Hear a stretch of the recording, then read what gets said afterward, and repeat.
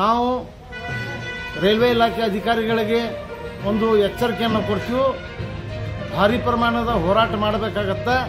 ನೀವು ಕಡಿಕ 24 ಹೇಳಿರಿ, ಪರವಾಗಿಲ್ಲ, 25 ಮುಗಿಸ್ಕೊಡಾಕ ಕಾಮಗಾರಿ ಆ ಗತಿಯಲ್ಲಿ ಆ ವೇಗದಲ್ಲಿ ಕಾಮಗಾರಿ ಪ್ರಾರಂಭ ಮಾಡಬೇಕು. ಕುಡಚಿ ಕಡೆಯಿಂದ ತೇರದಾಳ, ಆರೋಗಿರಿ, ರಬಕೈ, ಬನಹಟ್ಟಿ, ಜಮಖಂಡಿ ಭಾಗದಲ್ಲಿ ಕೆಲಸ ಇನ್ನೂ ನಡೆದಿಲ್ಲ.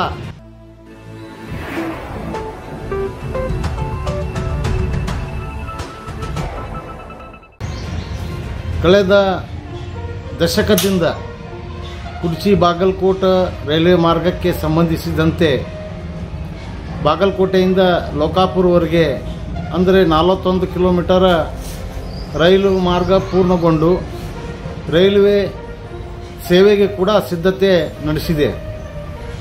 ದುರಂತ ಏನಪ್ಪ ಅಂದ್ರೆ 2017ರಲ್ಲಿ ಈ ಯೋಜನೆ ಪೂರ್ಣಗೊಳ್ಳಬೇಕಾಗಿತ್ತು. ಕಾರಣಾಂತರಗಳಿಂದ ಅಂದರೆ ಸರ್ಕಾರಗಳ ತಪ್ಪ ನಿರ್ಣಯಗಳಿಂದ ಈ ಮಾರ್ಗದ ಕಾಮಗಾರಿ 2024 ಬಂದರೂ ಕೂಡ ಪೂರ್ಣಗೊಳ್ತಾ ಇಲ್ಲ.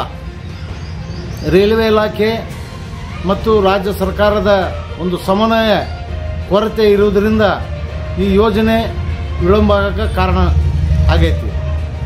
ಆ ನಿಟ್ಟಿನೊಳಗೆ ನಾವು ಕಳೆದ ತಿಂಗಳ ರೈಲ್ವೆ ಇಲಾಖೆಯ ಭದ್ರತಾ ಅಧಿಕಾರಿಗಳು ಈ ರೈಲ್ವೆ ಮಾರ್ಗ ಸಮೀಕ್ಷೆಗೆ ಬಂದಾಗ ಅವರಿಗೆ ಈ ಎಲ್ಲ ವಿಚಾರಗಳನ್ನು ಹೇಳಿದಾಗ ಕುಡಚಿ ಕಡೆಯಿಂದ ಕಾಮಗಾರಿ ಪ್ರಾರಂಭ ಮಾಡ್ತೀವಿ, 24ರ ಕೊನೆಯಲ್ಲಿ ನಾವು ಯೋಜನೆ ಪೂರ್ಣಗೊಳಿಸ್ತೀವಿ ಅಂತ ಹೇಳಿದರು.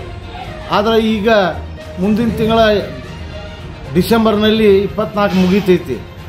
ಇನ್ನೂ ಕುಡಚಿ ಕಡೆಯಿಂದ ಇವ್ರದ್ದು ಕಾಮಗಾರಿ ಪ್ರಾರಂಭ ಇಲ್ಲ. ಯಾವಾಗ ಮುಗಿಸ್ಕೊಡೋರು ಅನ್ನುವಂಥದ್ದು ಕನ್ಫ್ಯೂಸ್ ಅಂದ್ರೆ ಜನರಿಗೆ ತಿಳಿಲಾರ್ದಂಗೆ ಆಗೈತಿ.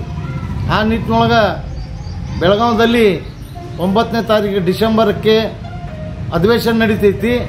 ರಾಜ್ಯ ಸರ್ಕಾರ ಕೇಂದ್ರ ಸರ್ಕಾರಕ್ಕೆ ಪುಕ್ಕಟ್ಟಾಗಿ ನಮ್ಮ ಜನರಿಗೆ ರೈಲ್ವೆ ಸೌಲಭ್ಯ ಸಿಗಲಿ ಅನ್ನುವ ಒಂದು ಏಕೈಕ ಉದ್ದೇಶದಿಂದ ಭೂಮಿ ಕೊಡಾಕತ್ತೈತಿ. ಅದಕ್ಕೆ ಮಾನ್ಯ ಮುಖ್ಯಮಂತ್ರಿಗಳಿಗೆ ನಾನು ಮನವಿಯನ್ನು ಮಾಡ್ತೀನಿ.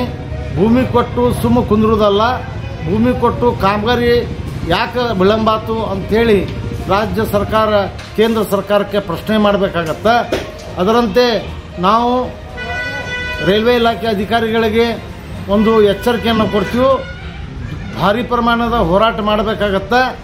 ನೀವು ಕಡಿಕ 24 ಹೇಳಿರಿ, ಪರವಾಗಿಲ್ಲ, 25 ಮುಗಿಸ್ಕೊಡಾಕ ಕಾಮಗಾರಿ ಆ ಗತಿಯಲ್ಲಿ ಆ ವೇಗದಲ್ಲಿ ಕಾಮಗಾರಿ ಪ್ರಾರಂಭ ಮಾಡಬೇಕು. ಕುಡಚಿ ಕಡೆಯಿಂದ ತೇರದಾಳ, ಆರೋಗಿರಿ, ರಬಕೈ, ಬನಹಟ್ಟಿ, ಜಮಖಂಡಿ ಭಾಗದಲ್ಲಿ ಕೆಲಸ ಇನ್ನೂ ನಡೆದಿಲ್ಲ. ಈಗ ಜಮಖಂಡಿ ಭಾಗದೊಳಗೆ ಮತ್ತು ಮುದೋಳ ಭಾಗ, ಯಾದವಾಡ ಭಾಗದೊಳಗೆ ಕೆಲಸ ನಡೆದೈತಿ. ಅದರಂತೆ ಆ ಭಾಗದೊಳಗೂ ಅಂದ್ರೆ ಕುಡಚಿ ಭಾಗದೊಳಗೂ ಕೆಲಸ ನಡೆಸಿದ್ರೆ 25ಕ್ಕೆ ಕಾಮಗಾರಿ ಮುಗಿಸಾಕ ಸಾಧ್ಯ ಐತಿ.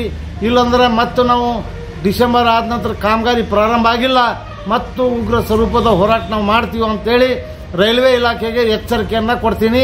ಈಗಾಗಲೇ ರಾಜ್ಯ ಸರ್ಕಾರ ಸ್ಪಷ್ಟಪಡಿಸಿದೆ, ನಿಮ್ಗೆ ಅಗತ್ಯ ಇರುವಂಥ ಭೂಮಿ, ಪೂರ್ಣ ಪ್ರಮಾಣದ ಭೂಮಿಯನ್ನು ಹಸ್ತಾಂತರಿಸಿಗೊಳಿಸಲಾಗಿದೆ ಅಂತೇಳಿ ರಾಜ್ಯ ಸರ್ಕಾರ